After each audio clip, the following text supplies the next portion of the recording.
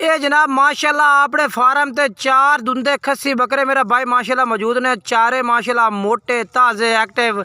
भाई ने वजन दसदा जावा तकरीबन जो जिंदा वजन है जनाब 45 kg जिंदा वजन है।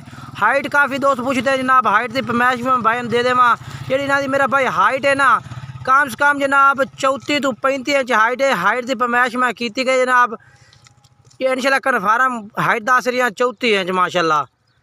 तो बाकी माशाल्लाह जानवर चेक कर लो मेरा भाई। बाकी फाइनल रेट जोड़ा है पुट्ठे के हिसाब से जनाब भाई दे देव फाइनल बिल्कुल ही जनाब ये तुम 60,000 पुट्ठे आ गया रेट जनाब इन्हों का 70-75,000 है। 60,000 रुपये फाइनल ला दे सा। मोबाइल नंबर है पिया मेरा 0317 69 45 242 जिंदा वजन 45 kg हाइट जनाब 34 तो 35 इंच और रेट फाइनल दे रहे जनाब जोड़ा ना 60,000 नो। मोबाइल नंबर दे दे मैं व्हाट्सअप नंबर 0317 69 45 242 व्हाट्सअप और कॉल नंबर है मेरा।